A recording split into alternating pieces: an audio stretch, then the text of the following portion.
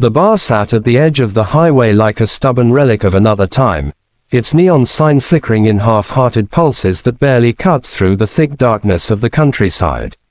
Inside, the wooden walls echoed with the same nightly mix: bottles clinking, boots scraping, deep laughter from men who lived on the road, and the constant hum of rock music that shook the old speakers.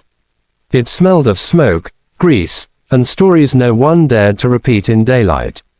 This was the Iron Den, home turf of the Iron Fangs, and the last place anyone would willingly walk into unless they belonged there.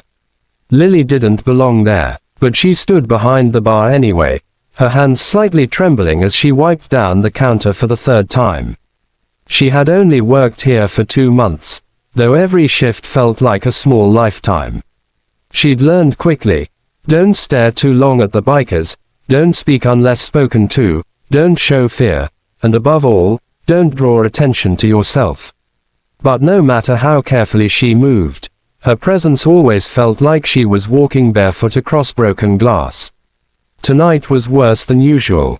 There was a tension in the air, something coiled, something waiting. Lily first felt it when the door burst open and a harsh gust of cold wind swept across the room. The conversations died almost instantly. Even the music seemed to shrink back. Brick Maddox had arrived. He stepped inside with the heavy confidence of a man who knew he owned every inch of any place he walked into. His boots left thudding echoes that silenced the room. His beard was thick and unkempt, streaked with gray, and his leather jacket carried years of wear and stories. His eyes, sharp, icy, and unreadable, scanned the room the way a predator observes a clearing. Behind him, the rest of the Iron Fangs filed in, loud and rowdy, filling the bar like a tide of chaos. But none of them mattered. Brick was the sun the whole room revolved around. Lily swallowed hard. Of all the bikers, he was the one who scared her most, not because he shouted or threw punches, but because he didn't need to. Brick carried a silence that felt more dangerous than noise. He looked at people as though he knew their secrets before they spoke. Lily tried to keep her head down, hoping he wouldn't notice her. But hope had never worked well for her. Brick walked to his usual corner table, the only one where he could see every exit. He sat down slowly, resting both arms on the table, and the room gradually resumed its noise, though not with the same confidence. Lily forced herself to breathe. She wiped her palms against her apron and picked up her notepad. It was her job to take his order. She hated walking toward him. Every step felt like borrowed time. When she finally reached his table, she managed a smile she didn't feel. "What'll you have tonight?" she asked, voice barely steady. Brick didn't respond right away.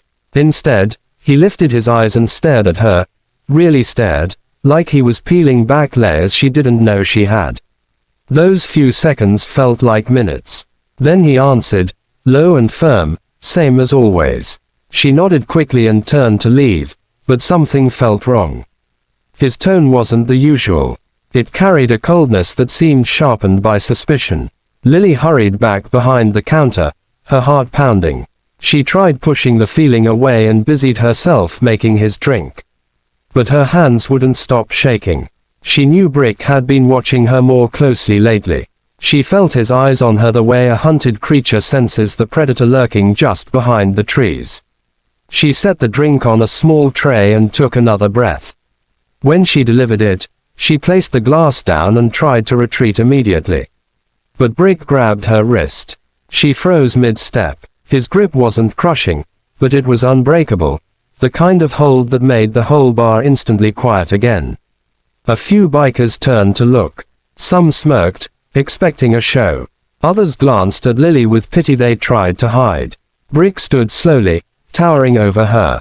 His voice dropped to a threatening whisper. "You been avoiding me tonight?"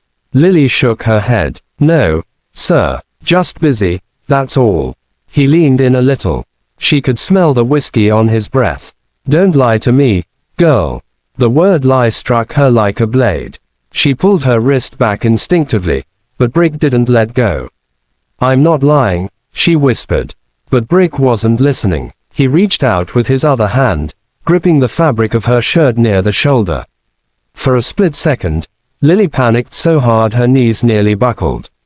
She clutched the shirt with both hands, begging in a trembling voice. Please. Please don't. Brick's expression tightened. I don't like secrets. And you got one. With one harsh motion, he pulled. The sound of ripping fabric tore through the bar louder than the music ever could. Lily gasped, stumbling backward, one hand clasping her torn shirt, the other raised as if to shield herself. The bar erupted with shocked whispers, gasps, and a few eager laughs.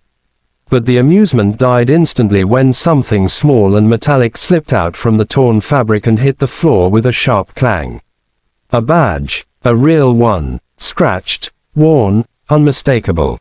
For a moment, no one moved. The entire bar stood frozen, like time had held its breath. Lily's eyes widened with pure horror. She reached down instinctively, but Brick was faster. He bent and picked up the badge between his thick fingers. He turned it over. His face hardened. The room was silent enough that Lily could hear her own heartbeat slamming against her ribs. Her secret, her entire purpose, lay exposed in Brick Maddox's hands. He read the inscription slowly, as if tasting every letter. Undercover Investigations Division. Lily felt the blood drain from her face. She had known this assignment was dangerous. She had known stepping into the Iron Fang's territory was like stepping into a den of wolves. But she never expected her cover to break this soon. Brick finally lifted his gaze, and for the first time since she'd known him, his expression wasn't cold, it was deadly.